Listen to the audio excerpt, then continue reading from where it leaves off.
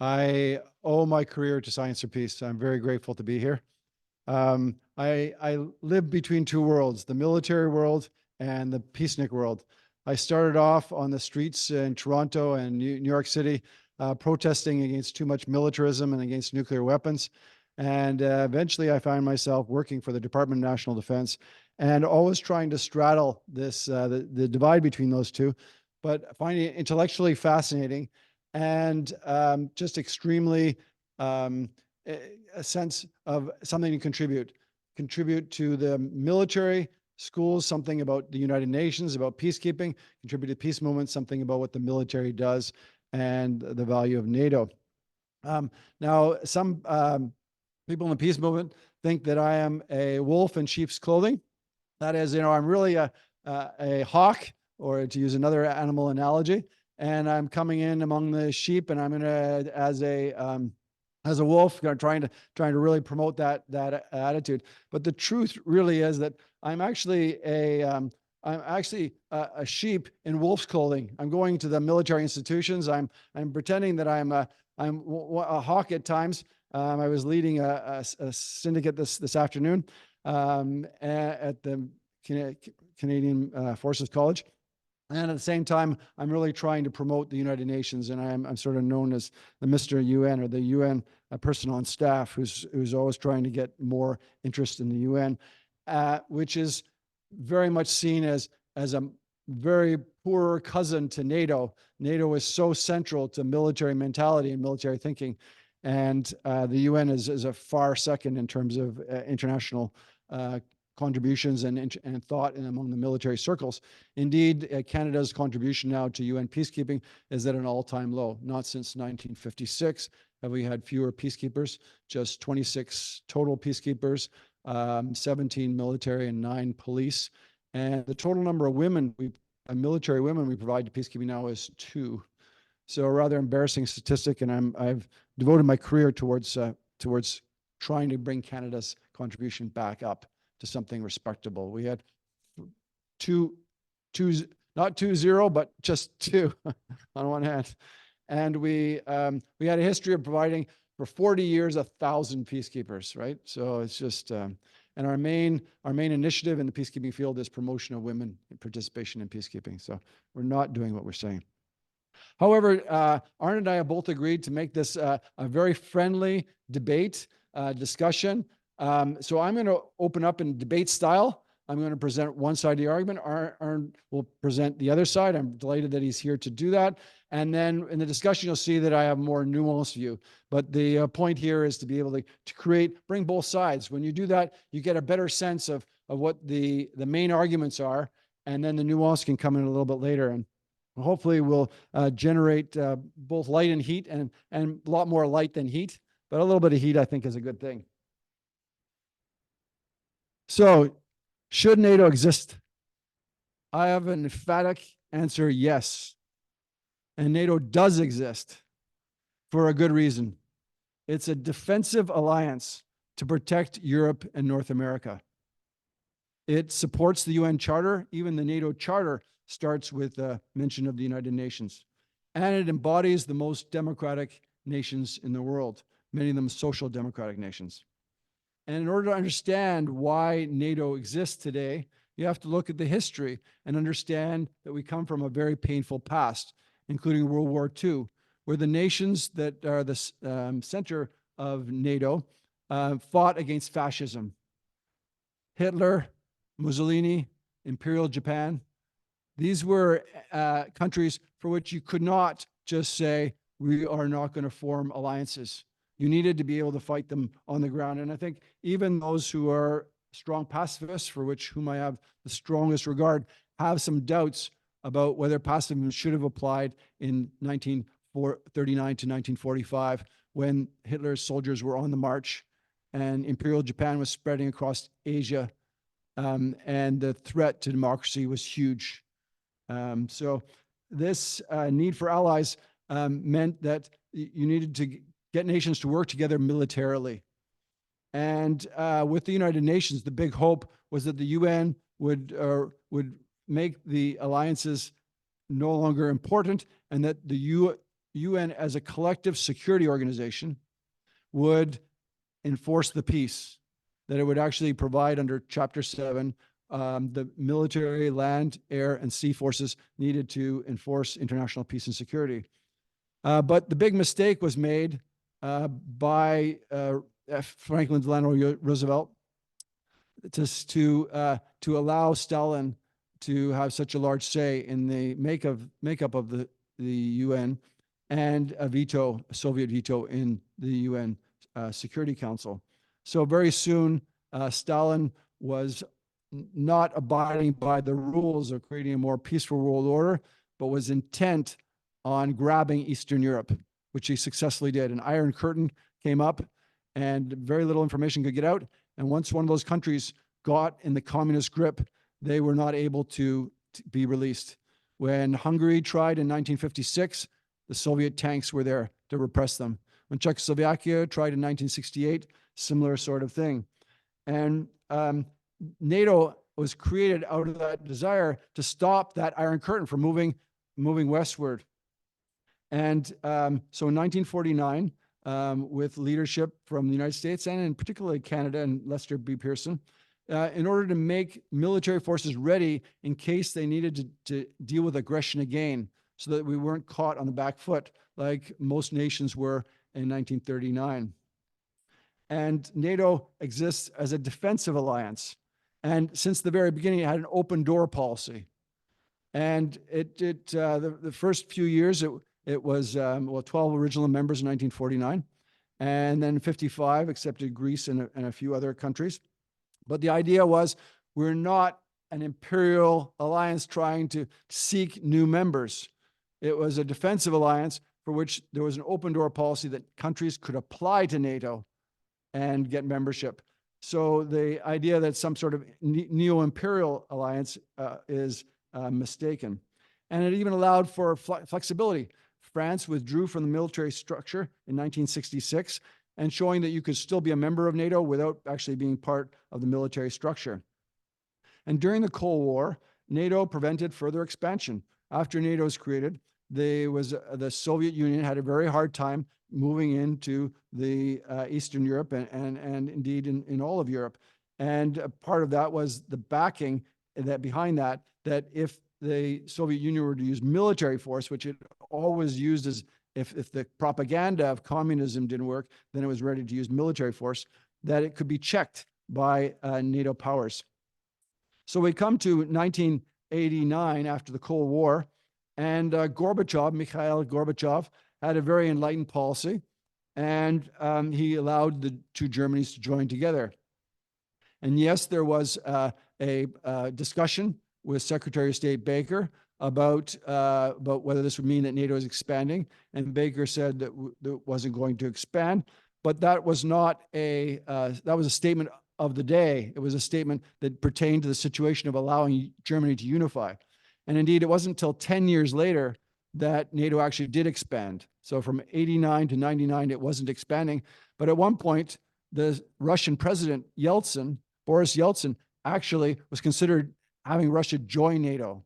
So NATO was not there to kind of pressure Russia. It was an issue about of how to accommodate Russia.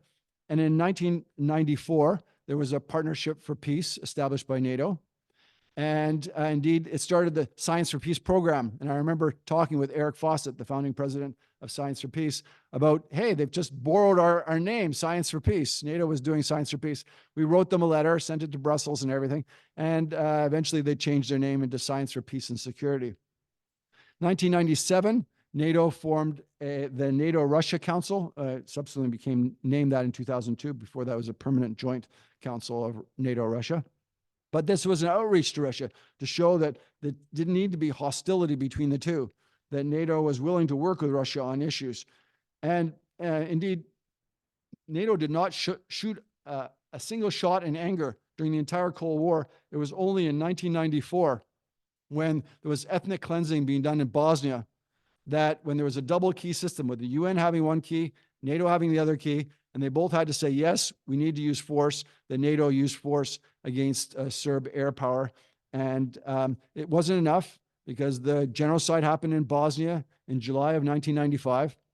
But NATO took action after that. A few weeks later, NATO took very strong action against the Serbs, and that was a major impetus for Serbia to come to the negotiating table with the Bosniak and Bosnian Serbs, and they could negotiate the Dayton Peace Accord of December 1995, which actually that was a foundation for subsequent peace. Bosnia is at peace today, much tension, much ethnic tension, but still at peace compared to the tremendous ethnic cleansing and genocide that we saw in the period from 91 till 95. So as I said, in 1999, there were nations clamoring to the door, wanting to get into NATO. And so Poland, Hungary, and Czechoslovakia were admitted. And the Baltics were saying, us too, we really need this. They had lived under Soviet occupation, and they really wanted to join NATO. So in 2004, the open door policy applied, and they were successfully admitted into the NATO alliance. And it was Putin who originally started this idea that, oh, we can allow these nations to join, and they have their sovereign right to do that. He said that in 2002. But as a emerging dictator, he needed an enemy, and he needed a new ideology. Communism wasn't strong enough. It was an ideology that he threw out the window, and he took imperial Russian ideology. And part of that was to look at the world through Russia versus the West. And Putin used this to solidify his control, to say why he needed to make this a more secure state, securitized state, with using his KGB spy master craft in order to get different alliances within the Russian state, to promote oligarchs, and to have NATO as the boogeyman that Russia had to face. NATO did come in and for the first time in its history invoked the fundamental article, Article 5. I call it the Three Musketeers article, which says that an attack on one is an attack on all. So when 9/11 happened and the World Trade Center fell in September 11th, NATO invoked it, but the United States said they didn't need NATO's help. And indeed, the Afghanistan operations were causing tension until eventually NATO in 2004 took over the command of the International Security Assistance Force in Afghanistan. And that's not a proud operation, I think, for NATO, although most of my students have served in that and did good work. But in the end, it was a failed operation, largely due to the problems which I had as early as 2006, writing an op-ed in the Globe and Mail saying that we needed to negotiate, that NATO needed to negotiate. Happy to say that in 2022, NATO adopted, as part of its strategic concept, human security. So we had NATO actually adopting that the individual human beings needed protection. And then when 2022 came, NATO was very selective in not saying we are now at war with Russia, which I think would be a mistake with a nuclear-armed Russia. But NATO nations formed the arsenal of democracy.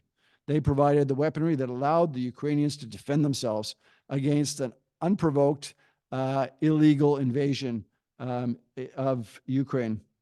And NATO was a useful coordination mechanism, but was not used as an alliance to fight with Russia, which I think was also very wise of the United States and the Western leaders not to have NATO in that position, because it would only reinforce the Soviet false imagery and false mythology about NATO as an aggressor alliance. And if you need more proof about the open door policy, these Scandinavian social nations of Finland and Sweden both wanted to join, and they did. Finland joined in 2023 and Sweden in this year. And that's huge evidence of the way that the populations support NATO and are wanting to be able to become part of this. It's a collective defense organization. So if I had to sum up, and I'm glad that Arnd will be able to challenge me on these points and add some nuance, but I would make the argument pro-NATO that it contains war. It doesn't expand it. And it's the forces, the Canadian forces deployed in Latvia and NATO forces in the Baltics are helping to defend those Baltic nations, not to expand so that Russia will want to attack them even more. It's a defensive, not an offensive alliance. It supports the UN Charter. It doesn't undermine it. And it's democratic nations that ask to join NATO, not imperial expansion forcing countries to join NATO. So if I had to conclude, I would say NATO exists now, and it should exist for the foreseeable future. Although I do provide that if one day we create an international organization that has sufficient power to enforce international law, then NATO should no longer exist. But that is decades, if not centuries away. So for the foreseeable future, NATO should exist. Thank you.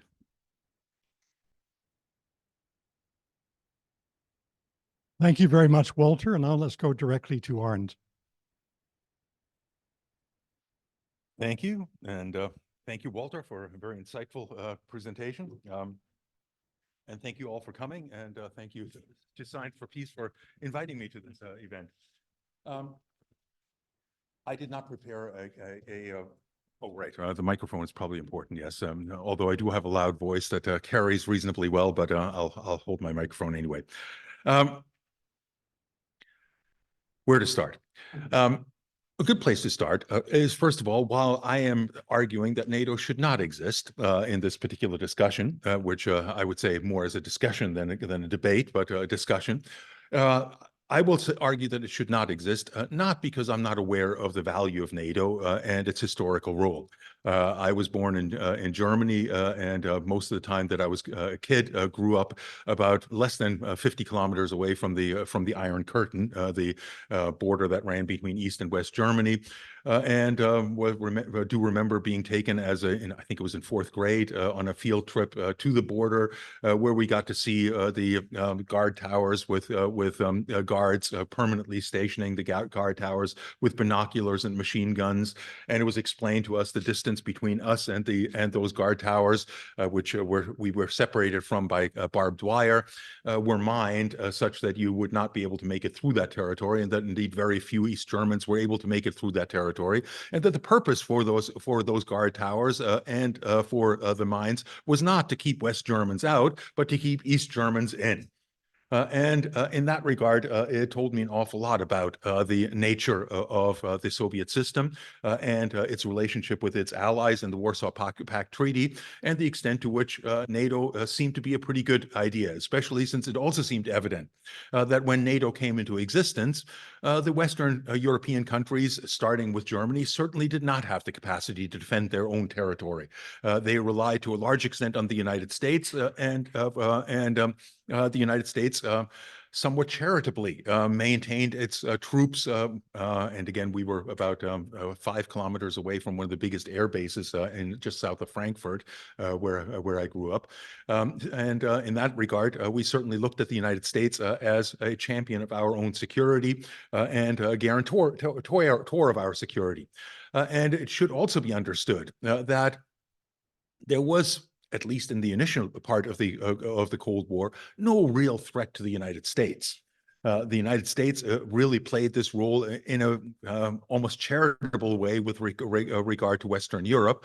Although, as I went on to study political science, I also started to recognize that there was a fair bit of self-interest involved on the part of the United States, that the Marshall Plan was not simply a giveaway of cash to Western Europe, but also a subsidy to keep American industries alive, and that the transition to establishing the military establishment in the United States, the Defense Department, which was a major departure for the United States. The United States had previously always maintained militaries only on a temporary basis. And pardon me, sorry, I'll try to slow down. Demobilized their forces after every conflict, including World War II. It began to demobilize and only remobilized in 1947 with the establishment of the Department of Defense. In that regard, that turning point was a drastic turning point for the United States in maintaining a permanent military, and also a drastic turning point in that the United States had previously eschewed any kind of permanent alliance systems, and essentially entered a permanent alliance system that committed it to defending the interests of states in Western Europe, not merely its own defense. In that regard, certainly NATO made an important contribution and continued to make an important contribution. It is, however, important, I think, to recognize that there's a little bit more to NATO than to traditional alliances as they've existed for thousands of years. Traditional alliances were simply agreements between states to come to each other's defense. The big difference between those kinds of alliances and NATO is that NATO began to have an institutional manifestation. To allow the various members to negotiate with each other in terms of their various platforms, their various interests, and so on and so forth. And that institutional manifestation eventually became a fairly sizable, some would say sprawling bureaucracy in Brussels. And the one thing about bureaucracies and the Department of Defense in the United States falls very much into that same category, is that they are certainly committed to their core function and very protective of that core function. And in this case, the provision of security. But one of the things that I would argue with regard to bureaucracies more generally is that the only thing that supersedes their core function of, in this case, providing security, is providing for their own survival. In other words, their own longevity.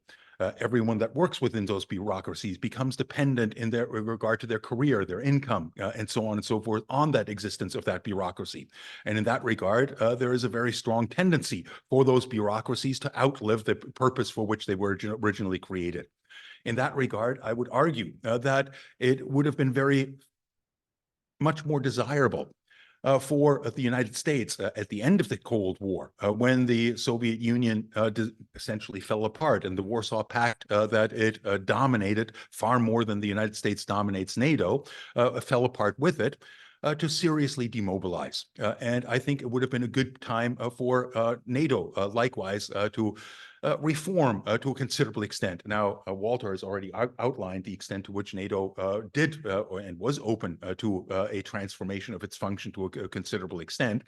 But whether it was still relevant at that particular point to the security of Western Europe is somewhat of an open question. It certainly became more relevant as the relationship between Russia and the West deteriorated. And in this regard, I certainly agree with most of what Walter said in regard to NATO always having an open door to the understandable desire of weak countries, especially the Baltic countries that have sizable Russian minorities within their territory, to seek security from a possible revanchist Russia by joining NATO. All of that makes perfectly good sense. But I would argue that there's a different side to that story. NATO did intervene in Yugoslavia, or in the disintegration of Yugoslavia, I should say. I wouldn't say that NATO was the cause of that disintegration, but there were numerous causes, but some NATO members played a rather unfortunate role in that dissolution.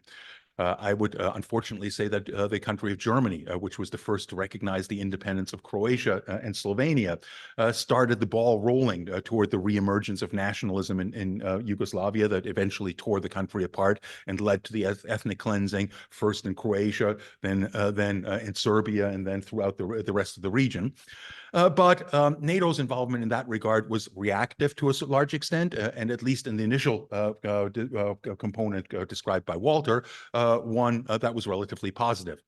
I'm not entirely sure that tradition was continued when the independence of Kosovo came up. The independence of Kosovo was largely the product of the Kosovar Liberation Army, which had very strong ties and very close ties ideologically to Al-Qaeda, or to what eventually became Al-Qaeda. And NATO, in that case, intervened on behalf of Kosovar independence, with the justification of protecting Kosovar civilians from a retaliation by the Serbian state, which was hypothetical at that point. We don't know to what extent Serbia might have been brutal in its suppression of Kosovo. Suffice it to say that the UN could not be convinced to intervene, and that NATO consequently intervened without the approval of NATO in that particular conflict. Without the approval of the UN, right? Sorry, thanks for that correction. I do have slips of tongues. You referred to Russia as the Soviets at one point too. Just that happens to me all the time too. So these things happen. Nonetheless, the other slight blight in this regard is, of course, the intervention by NATO in Libya. in which it once again intervened with only a rather sketchy endorsement from the UN that endorsed essentially protecting the civilians in Benghazi. But it was evident to anyone that cared to look, and indeed one of the few things that I would credit Mr. Gates, the then Secretary of Defense, for is honest admission that the discussion about imposing a no-fly zone over Libya, which sounds really nice and protective, entails bombing the country and destroying all of their air defenses. In other words, an act of war. In that regard, the intervention in Libya was from the outset going to be far more serious than was initially proposed. And of course, it resulted in the collapse of the entire state and a admittedly authoritarian state in Africa, but one that had achieved the highest level of development in terms of the UN Human Development Index of all countries in Africa, being reduced to one of the poorest and essentially a basket case in Africa. And in the process, having unleashed released the cork that Gaddafi had always maintained Libya was, that prevented enormous numbers of Africans flooding into or attempting to flood into Western Europe through the Mediterranean, a problem that we've been dealing with ever since. All of that makes NATO somewhat problematic, but that's not a sufficient argument to say that we should get rid of it. So why am I in favor of getting rid of it? Well, the business of NATO is above all else security. And in order to understand whether NATO remains a relevant institution in regard to guarding our security, we have to understand what threatens our security. And what threatens the security of various states varies from state to state. In that regard, the threat perception of a country like Latvia or Lithuania, for example, that is adjacent to Russia, that has a sizable Russian minority within its borders, is obviously going to see the threat of Russia as far more prominent than we would in Canada, where an invasion of Russia seems at best a hypothetical possibility and largely something that's not really a national security threat to us. In that regard, threat perceptions change from various regions in the world, and I don't blame the countries in Eastern Europe for being rather afraid of what's going on in Ukraine and seeing the possibility of that expanding into their territory and therefore looking to NATO for security. Makes perfect sense. But in Canada, in the United States, in Africa, in Asia, in Australia, in New Zealand, what threatens our security? I would argue that there are two overwhelming answers to that. The first one is one that we should by now all be pretty much familiar with and that's climate change. If we look at what has threatened countries, what has caused major damage to countries, including Canada, that makes some parts of Canada look like war zones, it is climate change and the results of wildfires, of floods, of hurricanes, and so on and so forth. That is certainly currently already threatening the security of many states and many citizens within those states, but that all indications are we've only begun to see the very beginnings of that. And does NATO provide any protection when in regard to climate change? I would say the answer is a relatively categorical no. Indeed, the militarism to which NATO and its associated institutions, like the Department of Defense in the United States, clearly the dominant institution within that, are among the largest creators of greenhouse gases, and as such, certainly not a solution to it. Now, those military institutions certainly have awoken to the reality of climate change, but in a very reactive way. In other words, NATO is very much focused on the threat of migration into Western Europe that threatens the stability of Western European countries and tries to counteract that by whatever means possible. But that's not a solution to climate change. That is merely a Band-Aid on the cancer of climate change.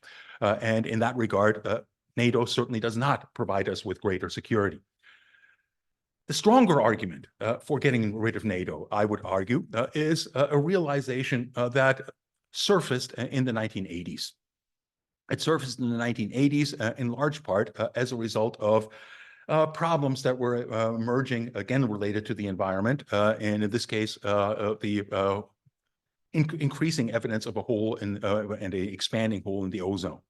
that suddenly made people aware that we were having some substantial impacts on the natural environment and on the atmosphere in particular, and the ability of that atmosphere to protect us from solar radiation and so on and so forth. That's somewhat unrelated, but the reason that I mention it is because it inspired several scientists to start to think about nuclear war and its implications on the environment. And among those were two scholars, a meteorologist by the name of Alan Robach and a physicist by the name of Brian Toon, both of whom worked for NASA, that began to think about this question and recognized that in dealing with the problem of the ozone layer, they had created various models to try to gauge the impact of various kinds of things happening on the Earth and what would happen to the atmosphere, and that they could apply that to the results of a nuclear exchange. And they, at the time, plugged in essentially fairly conservative numbers. The first experiment I believe that they did was to try to gauge what the impact of a war between India and Pakistan would have, both of which they estimated would be able to use about 50 nuclear weapons on each other's territory. And for the purposes of the model that they were plugging it into, decided that they would assume that the strength of those weapons would be equivalent to Hiroshima bombs. And on the basis of that, they came to the conclusion that the overall result would be a nuclear winter. And what they meant by a nuclear winter is that the burning that would result from the use of that relatively limited and rather conservative estimate of the nuclear powers unleashed by these two parties would aloft enough soot and smoke into the upper atmosphere to essentially block out sizable portions of the sunlight entering the atmosphere, and by doing so, drastically cool the temperatures on the ground, as had already been observed, for example, by volcanic eruptions that have similar kinds of impacts. But the main difference with volcanic eruptions is that they mostly loft ash, which is relatively heavy and falls down relatively quickly, and sulfur dioxide particles. And sulfur dioxide is clear and consequently does not block the sun. In other words, with volcanic eruptions, the result is relatively temporary. Most of it falls out within a year or so, and all of it falls out within about 2 or 3 years. In the case of soot, by contrast, they found, or the models indicated, that soot behaves differently. Soot, first of all, gets lofted very high into the atmosphere by these explosions, beyond the reach where it can rain itself back out. And then, by virtue of the fact that it's black, heats up from sunlight. And the heat lofts it further up into the atmosphere. In other words, it will not fall down, or it will take somewhere between 20 and 30 years for it to fall down. And on that basis, they calculated that this relatively limited model indicated that the global impact would be beyond the small ice age that reduced agricultural production significantly in Western Europe about 10,000 years ago. Or no, I think it was slightly later than that. But they've since re-examined those assumptions and applied them to larger exchanges of nuclear weapons. And I will simply quote Mr. Robach, one of the scientists, about the results of that. By the way, they were prevented almost immediately by NASA, which funded the research that they did, from actually making it public.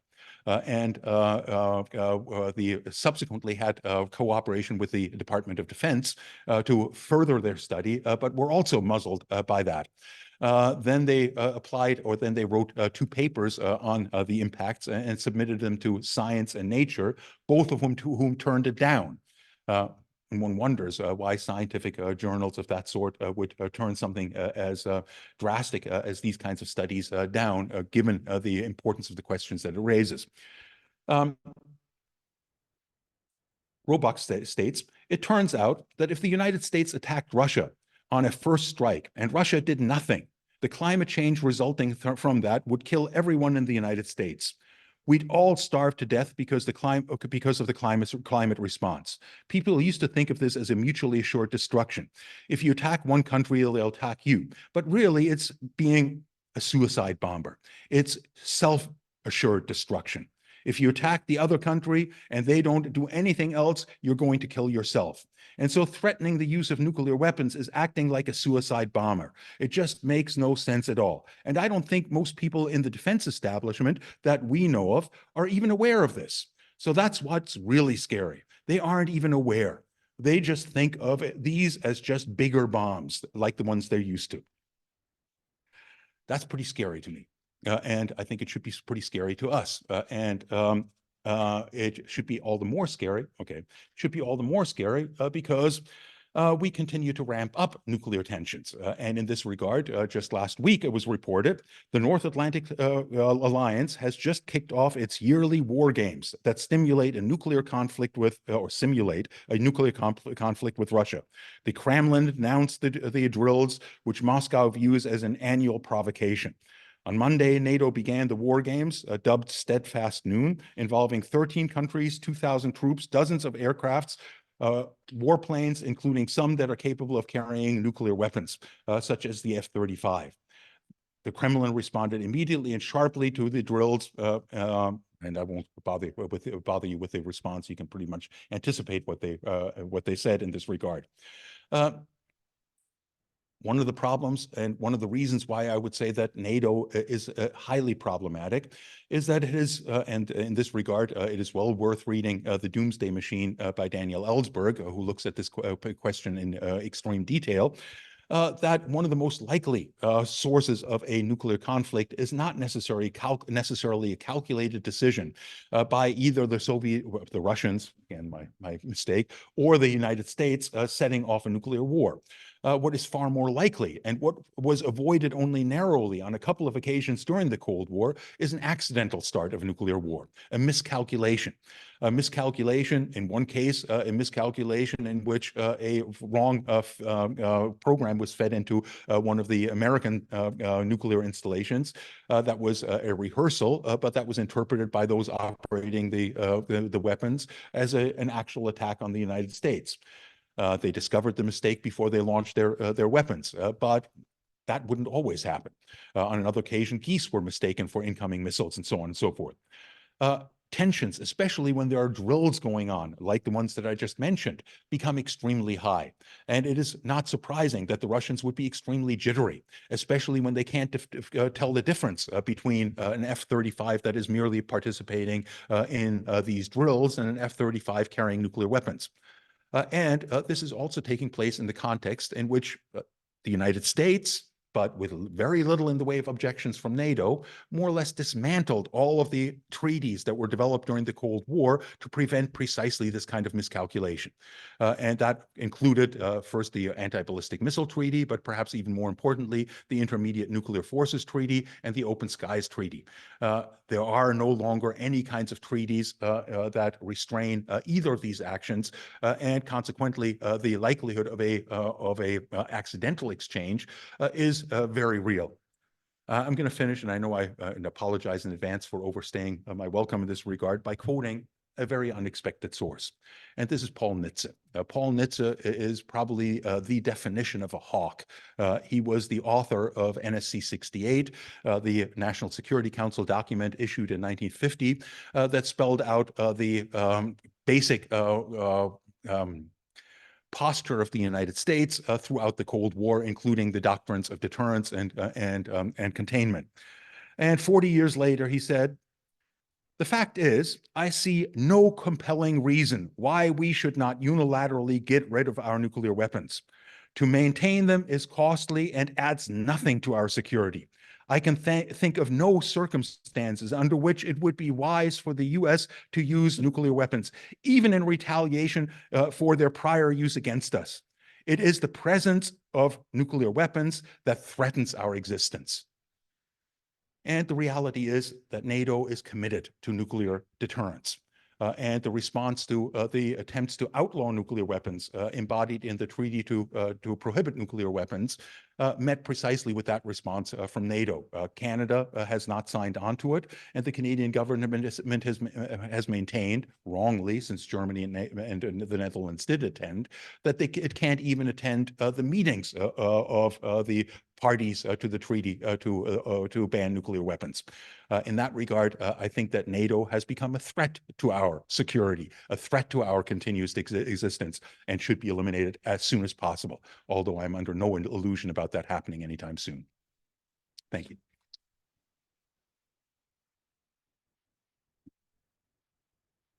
Thank you, Arnd. And now we go for a minute or two rejoinder from each of our panelists. Thank you, Arnd. That was fascinating. I was glued to your every word. I just going to disagree with you on a few points and then agree with you on the nuclear issues that you raised. Cases, Bosnia, NATO actually did use force correctly in Bosnia in 94, 95, in my opinion. And it was central to creating peace. And then NATO provided the peacekeeping force, first I4 and then S4, that allowed that conflict to be stabilized. And they stayed for almost a decade before they were replaced by the European Union forces. So the Bosnia case is pretty clear on pro-NATO side, in my opinion. The Kosovo case is a little more difficult. At the time, I wasn't sure whether it was right for NATO to do what it did, and it made mistakes. There's a bomb dropped on the Chinese embassy in Belgrade, huge mistake. And that went on for far too long. I mean, the bombing went on until eventually Milosevic agreed to withdraw from Kosovo. But it was still an illegal operation. It was not authorized by the UN Security Council. I would say that there was Serb brutality. There's no doubt about the brutality of the Serbs and the ethnic cleansing that was going on in Kosovo. So there was a cause for treating the bombing. But again, I'm sort of in hindsight with Milosevic being thrown out by his own government and then his own country, and then brought before the International Criminal Tribunal for the former Yugoslavia, ICTY, that bombing ended up in the end doing more good than harm, but it was definitely problematic. On Libya, I'm much more in favor of what NATO did. The UN Security Council asked countries to provide forces so they could protect the civilian population. I spoke with the commander of the operation, General Charlie Bouchard, on several occasions when he was coming to our college. And I got a view that he was not deliberately targeting to get the Libyan leader, Muammar Gaddafi. That he said he didn't even know, wasn't even tracking where he was individually. And that the NATO mission was really about anybody who was attacking civilians would be attacked back. It just happened to be that if the rebel forces did it, they would get a warning in Italy saying that we see you doing this, you better stop, or we're gonna put munitions on you. But Libya, in the end, there was about 9,000 bombs dropped, about 100 fatalities, civilian fatalities from that, which was a remarkable achievement, although, of course, we regret the 100 fatalities. The big problem with Libya is the UN didn't follow up with a peacekeeping operation, and the United States didn't push for it. So we didn't have the ability to be able to disarm the militias and create a more stable Libya. So where I'm going to agree with you is on the nuclear side. I always cringe when I hear NATO strategic concepts saying that nuclear weapons are the supreme guarantee of peace. You know, the continued existence of nuclear weapons is a supreme guarantee that we'll eventually wipe ourselves out. Because one day they'll be used either by the miscalculation, by the accident, or by deliberate calculation. And the problems now is that the nuclear saber rattling by Russia is increasing there, and very irresponsibly. And it might, it could, you know, for the first time in all these decades, result in a use of nuclear weapons, which would be just terrible precedent for the world. And I think NATO has to do a lot. Whether it could unilaterally disarm, I really have problems with that. I mean, just allowing Russia it currently has more nuclear weapons than any other country, and just allowing Russia to say, now we can threaten you with nuclear weapons, and you're going to have to succumb to us. It's a scary thought. And the NATO Nuclear Planning Group actually does make NATO's possession of nuclear weapons safer. And we need, for those nuclear weapons states that are out there, including the ones that aren't recognized by the Non-Proliferation Treaty, that is India, Pakistan, and Israel, we need further safeguards. So we do need a NATO to make sure that those nuclear weapons are kept safe and that they're not used irresponsibly. So I'll leave it at that, but great points about the nuclear weapon side. Arnd, do you have a comment, or should we go to questions? Just briefly respond. I I don't think that I said that NATO's involvement in Bosnia was particularly problematic. I said that some of the European countries' involvement in the breakup of Yugoslavia was somewhat problematic. And yes, I would agree with you that the involvement by NATO in Kosovo and Libya should probably be discussed more in shades of gray than in black and white.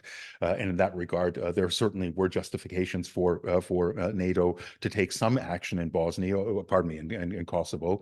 Although, like you, I think they went well beyond what was entirely justified.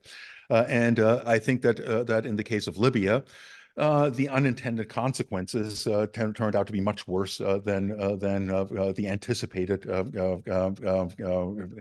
brutality, for which there at that point was not that much evidence. I'm not suggesting that Libya had a great human rights record, but there was not really much record of Gaddafi taking out an entire city, or much evidence that I saw, or that historians since then have presented us, that such plans of attack on Benghazi were in the works. But the main point, I would still argue, is the matter of nuclear weapons. On that, I would say I certainly am in agreement with you that we're not going to have them, one side unilaterally disarm overnight. As much as I think that the point that Paul, and that was not my point, that was Paul Nitz's point, is that if it really is true that we cannot use nuclear weapons without in effect destroying ourselves, then what's the point of keeping them? I would again argue we're not moving in the direction of disarmament. We're moving in exactly the opposite direction of spending trillions of dollars in the case of the United States on a modernization of nuclear weapons that we should all know can never be used. And that, to me, in the current crisis, both in regard to the environment and regard to the possible use of nuclear weapons, is unforgivable. So I'll leave it at that. Here, and then go back to Zoom. Is there a question from the floor? Yes, this gentleman here.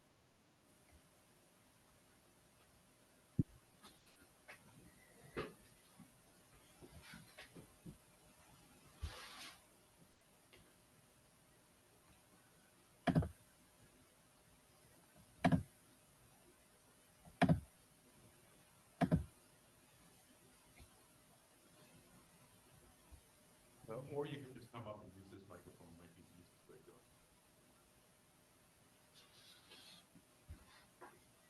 it. My name is Frank. Oh, okay. Can you hear me? Can you hear me?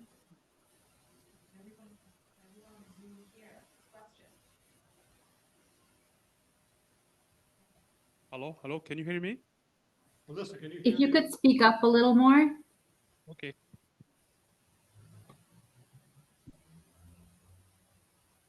Hello, can you hear me? Yes. Okay. Okay. Okay, okay. Yes, my question is to Dr. Walker. Is you say that NATO, it contains war. It doesn't expand war. So I would like to come back again concerning the Libya situation in 2010. The intervention there is a disaster until today. And the war spread to all the Sahel, like in Mali, in Niger, in Burkina Faso. Until now, they are still fighting the intervention of NATO in Libya. With that, spend weapons all around the countries, neighbor to Libya. That's the first point. The second point is a double standard of NATO, of Western countries especially. I would like to ask you this question. Why NATO didn't intervene in East Russia, in East Ukraine, the same way it did intervene in 1995? The people of Israel, Ukraine have the same wish to have their independence too. So why NATO didn't intervene? And I will say the same thing too for Gaza. Why NATO doesn't intervene in Gaza to protect the civilians dying every day? And it's more than 40,000 people. In Srebrenica, it was only 8,000 people. Why this double standard? Thank you. Thanks. Yeah, and Libya is a very nuanced case, but it was the UN Security Council that authorized member states, whether acting individually or in a alliance, to protect civilians in Libya. And NATO answered that call. And it was not long. It was from March until October 2011 that NATO was involved. And indeed, I wish that they'd stayed on a bit longer, put influence so that that war wouldn't spread and that there were democratic elections after that. And my fear is that if NATO had not intervened, then there would have been a civil war like Syria. Libya would have become like Syria, and the rebel groups would have been slaughtered. Already Gaddafi was saying that he would go door to door in Benghazi, and Gaddafi was a ruthless dictator. And he was not killed by NATO forces. That was NATO's mission, but he was killed by opposition forces when he was hiding in a gutter. So Libya is a nuanced case for me, but definitely not one of NATO overstretch or NATO's desire to do regime change. Why doesn't NATO intervene in Eastern Ukraine? You mean in favor of the independence movements, the Donetsk peaceful movement? Because they were a complete sham. Because these people's movements were puppets of Russia in its own territorial imperial expansion. That's very clear to me that in Eastern Ukraine, as we saw, Russia invaded with its own forces when the sham couldn't be supported anymore. So I think the 2022 proved what was already happening in 2024 was a sham, as were the elections that Russia held under gunpoint from its soldiers. And Gaza, so I can't really see the NATO forces going into Gaza. I don't think they would be authorized by the UN to go into Gaza. But I do think that there's a role for the United Nations Security Council to be passing resolutions that would then authorize member states to do protection of civilians mandates. And there's a variety of places in the world where I like to see that done more nowadays, but primarily through the use of peacekeeping force. A strong peacekeeping force in Haiti, not just 400 Kenyan police officers, but thousands strong police force. In Sudan, we need a new mission. In Libya, we still need a mission. Those militias have not given up their weapons since 2011. So we need a mission that would be able to help bring law and order and true democratic elections in these countries. Okay, thank you. And now we're going to go to the to Zoom. So Melissa, are you able to now identify the person who wants to ask a question? And you unmute. Yes, so we have a few hands up. Our first question is from Robin Collins.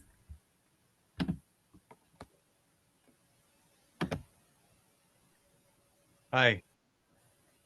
I don't know if I was first or not, but I'll gladly take the bait. I have two questions. One's pretty quick. The other one is more clarification from Arnd. They're related, but not completely the same question. So the question to think about while I come up with the comment is to both Arnd and Walter. I think there's agreement there that a nuclear NATO is definitely problematic. So what about a non-nuclear armed NATO? What are the arguments there? Is it more comforting or not? The clarification I wanted, Arnd, was you mentioned the climate issue relating to military existence, I would say. Now, I did an article in Peace Magazine a couple of years ago, looking at what the actual CO2 greenhouse gas production was for world's military, American military, and so on. It's estimated that the U.S. military contributes about 75 million metric tons of CO2 a year. So is that a lot? Well, it's about 1.1 to 1.4% of the U.S. total, just the U.S. total. That's all U.S. military contributions. In terms of the global production of greenhouse gases and CO2, the military globally contributes about 5.5% of the total of human-caused CO2 production. So, 95% basically of the CO2 problem is non-military. And if we were to eliminate that 5%, 5.5% military, you'd have to eliminate all the military at once on Earth to get rid of that 5.5%. And I think you would have virtually nil impact on the global CO2 problem. So the problem with the military is not its CO2 production, it's the diversion of finances, of money that could go to better purposes. I think that's a better argument for peace communities. So I toss those two ideas up. I would wholeheartedly agree with you that the military is not the only problem. That we have all sorts of problems with regard to climate, and that our consumer habits as a society are certainly among them. But I would nonetheless say that, and my main point in regard to that is that the military is not really a solution to the problem, and further militarization is not a solution to the problem. I don't know whether I would agree with the statistic about that it's only 1% of the U.S. GDP. I have no basis on making that judgment. You might well be right, but what I would argue is that it's not a solution to the problem. Is there a question from the floor? And just to finish that up, I completely agree with you that the diversion of resources, especially diversion of over by now $2 trillion for modernizing nuclear weapons, could be much better spent elsewhere. Yeah. Robin, really good point. A non-nuclear NATO. I mean, I would be in favor of that. I think that NATO should definitely allow its member states to sign up to the Treaty for the Prohibition of Nuclear Weapons. This kind of NATO solidarity and the pressure that's placed on leaders, including Justin Trudeau, to show solidarity with NATO is very artificial. And the nations should have a mechanism by which they can still be part of NATO without being. Can you hear me now? Yes, now.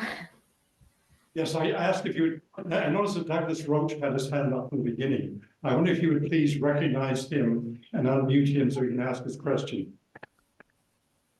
Sorry, who will? Douglas Roach. Okay.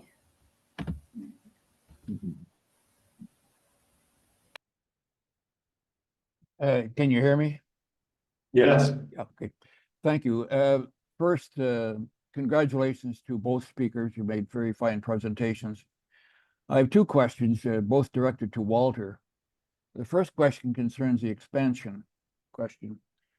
Now, Walter, my reading of history is that the United States led the Western pledge not to expand NATO at the end of the Cold War.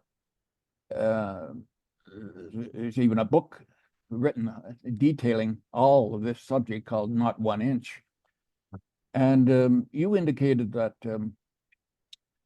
when NATO said it wouldn't expand, that they were referring just to the East German question of the day.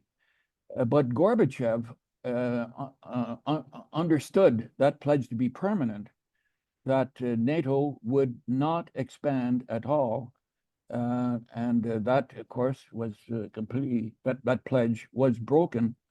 And the fact that the NATO has expanded now into a series of countries that ring Russia creates a very intense and difficult situation for Russia. I'm not here to support anything that Russia is now doing, but I'm only saying that the difficulties that emerged after the end of the Cold War can be laid at the feet of the expansion of NATO. And this comes into very sharp focus now when we consider the question of Ukraine. One way to end, or a contribution to ending the war in Ukraine is for NATO to pledge anew that it will not take in Ukraine. So do you favor, and how would you implement the issue of no expansion of NATO into Ukraine as a contribution to ending this terrible war. The second point I'll make briefly is concerns nuclear weapons, which you've already discussed. The NATO's doctrine that nuclear weapons are the supreme guarantee of security. Now, you indicated that NATO doesn't undermine the United Nations, but my contention is that NATO does undermine the United Nations' effort to have nuclear disarmament, which is a key political issue and prioritization today when they maintain the supreme guarantee. Now, you've indicated that you would like to have NATO relax, so to speak, so that NATO countries could at least attend, if not join, the meetings of the Treaty on the Prohibition of Nuclear Weapons. But do you see, my question to you is, do you see any country in NATO that is prepared or doing some work on changing the NATO policy, and to at least to the point where it stops its untoward rejection of the Treaty on the Prohibition of Nuclear Weapons? And do you see any possibility of Canada doing this? And if does this not then raise the question that Canada, which is being criticized in NATO circles for not paying the full 2%, when in fact it is the sixth largest contributor to NATO, but nonetheless we're under the gun for not fulfilling the 2%. Does that inhibit Canada in speaking to NATO today, speaking at NATO, speaking up at NATO on behalf of changing the NATO policy on nuclear weapons so that it would stop this rejection of the Treaty on the Prohibition of Nuclear Weapons? Thank you. Okay. Okay, Honorable Douglas Roche, I knew you'd have very insightful and challenging questions. As the foremost nuclear disarmament expert and proponent in Canada, I would say, delighted you could join us. On the NATO expansion, the not 1 inch, that was made in conversation. It's not a treaty. It's not binding. And NATO did not expand for a whole decade. So I think the open door policy was not undermined by that comment. It was just that it isn't the U.S. intention to push for NATO expansion when the Germanys were permitted to come together, which I don't think that the Soviet Union at that time had any right to stop. In any case, it was the democratic people who were marching in Eastern Germany who really should have the final say. But it does concern me that Gorbachev interpreted that not 1 inch as a permanent pledge. If it were a permanent pledge, it would have to be done in a much more formal fashion in official speeches, at least by the United States. And the United States itself cannot speak on behalf of all of NATO. So I think NATO's open door policy does make sense. And it is something to allow people who want to be in that collective defense organization the ability to apply. Now, Ukraine, I think was a mistake in 2008 to say under George W. Bush when he said that Ukraine and Georgia will become members of NATO. That was a mistake. It was like empty words, and it also was a red flag to Russia. And it's unfortunate that NATO agreed to that in 2008. And now that is causing additional problems. Today, I don't think that NATO would accept Ukraine. We're not willing, and I don't think it'd be wise for the security of our world to have Ukraine where there could be so much danger of escalation, miscalculation, some fanatic who just wants to shoot up either Russians or Ukrainians to start a war between NATO and Russia. So at this point, it's not wise to admit Ukraine to NATO. And I think a lot of NATO nations feel that way. They don't want to be. First of all, they can't do it during a war because then NATO would automatically be at war with a nuclear arm of Russia. And secondly, it's even if there is a peace, it would have to hold. You'd have to have so much stability to not worry that this would lead to nuclear war. The final point about NATO dropping its supreme guarantee wording, I wish that were the case. I know that you personally tried. I helped you in 1999, and we appealed to Lloyd Axworthy, who told me that he did try in the Washington summit. and didn't get very far among the allies to be able to get NATO to drop that wording, or at least to water it down. And Canada, you know, I would love to see it being a what we used to call the nuclear nag, that it would actually, you know, just be the conscience of the world and pushing NATO to renounce this ludicrous supreme guarantee wording and adopt something that's more realistic and actually sensitive to the extreme dangers of nuclear weapons.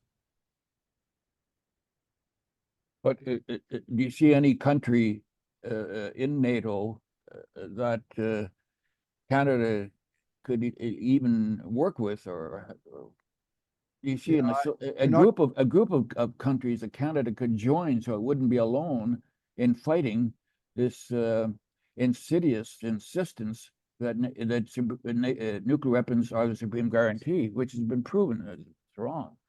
Yes. I don't know of any countries that are willing to step up the plate now, but the most likely would be the Netherlands and Germany, the people who attended the TPNW meetings. And, you know, who knows what coalition of parties. If a Green Party is very strong in Germany in the future, then there could be some reconsideration. But right now, we don't see anybody willing to really provide the leadership on nuclear disarmament in NATO, unfortunately.